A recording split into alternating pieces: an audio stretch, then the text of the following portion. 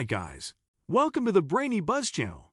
So before we get started, make sure to hit that like button, also subscribe to my channel. 10 foods that caused inflammation to your body you must avoid. So make sure to watch the full video. I wanted to share some information that I have been researching these past few months about how diet can affect inflammatory responses in the human body. There is an epidemic of inflammatory diseases that affect millions of people every day, and many experts point to chronic inflammation as the cause of some cancers and rheumatoid arthritis. Personally, I have recently been dealing with chronic swelling in my twice-injured and surgically repaired right knee. As an alternative to taking NSAIDs, non-steroidal anti-inflammatory drugs, which can be very harmful to the body, I have begun an anti-inflammatory diet, which I am happy to say has been working really well. I wanted to share some of the research I found in which inflammatory foods to avoid and which anti-inflammatory foods to add to your diet.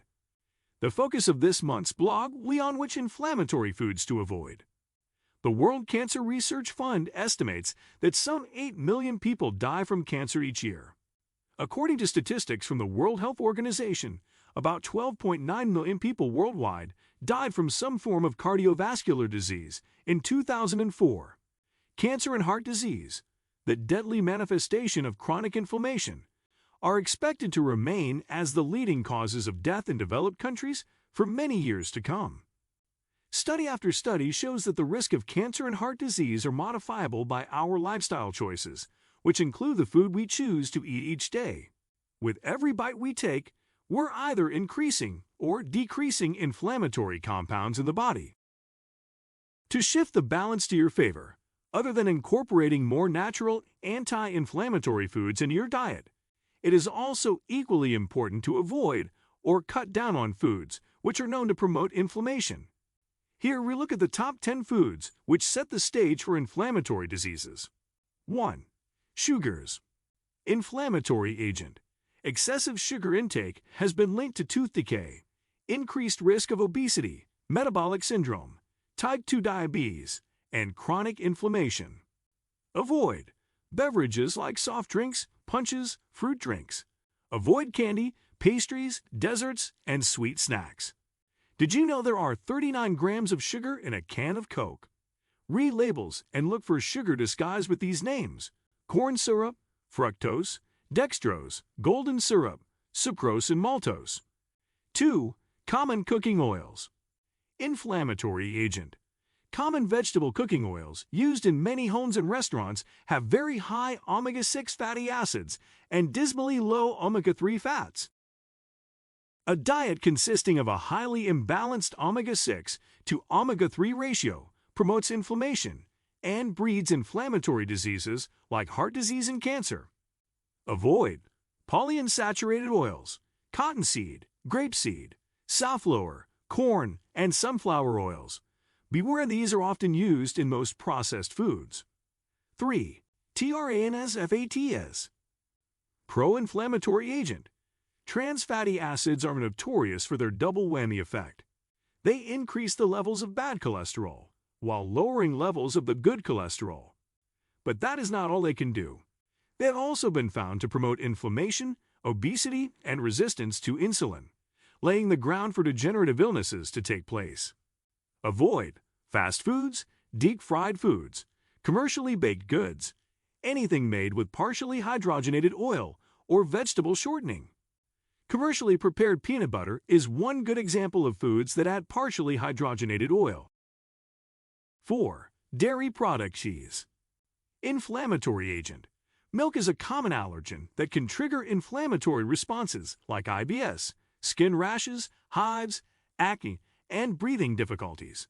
As much as 60% of the world's population cannot digest milk easily. Avoid milk and dairy products like butter and cheese. Many cakes, crackers, cream sauces, and boxed cereals contain milk ingredients. 5. FEEDOT raised meat. Pro-inflammatory agent. Commercially produced meats are fed with grains like soybeans and corn. A diet that is high in inflammatory omega-6 fatty acids but low in anti-inflammatory omega-3 fats. Due to the small and tight living environment, these animals also gain excess fat and end up with high saturated fats. Even worse, to make them grow faster and prevent them from getting sick, they are also injected with hormones and fed with antibiotics. Avoid most, if not all, beef, pork, and poultry you can find in the supermarkets and restaurants that come from feedlot farms. 6. Red meat and pork meat. Pro-inflammatory agent. Researchers at the University of California San Diego School of Medicine found that red meat contains a molecule that humans don't naturally produce called nu-5GC. After ingesting this compound, the body develops anti-nu-5GC antibodies, an immune response that may trigger chronic inflammatory response. This low-grade, simmering inflammation that won't go away has been linked to cancer and heart disease. The link between processed meat consumption and cancer is even stronger. In the 2007 report by the World Cancer Research Fund and the American Institute for Cancer Research, processed meat has been stated as a convincing cause of cancers of the colon and rectum, and possibly of the esophagus and lungs too. Processed meat includes animal products that have been smoked, cured, salted, or chemically preserved. Find them in. Common red meats are beef, lamb, and pork, while processed meats include ham, sausage, and salami. 7. Alcohol. Pro-inflammatory agent. Regular high consumption of alcohol has been known to cause irritation and inflammation of the esophagus, larynx, voice box, and liver. Over time, the chronic inflammation promotes tumor growth and gives rise to cancer at the sites of repeated irritation. Find them in beers, ciders, liquors, and wines. 8. Refined grains. Pro-inflammatory agent. A lot of the grains we eat nowadays are refined.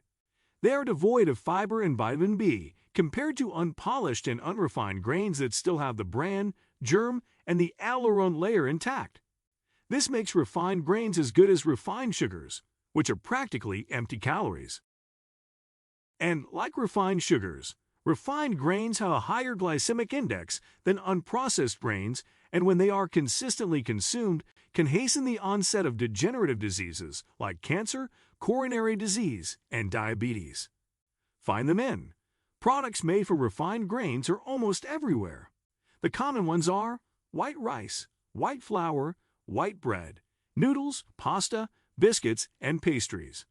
To make things worse, many products with refined grains undergo further processing to enhance their taste and look, and are often loaded with excess sugar, salt, artificial flavors, and partially hydrogenated oil in the process.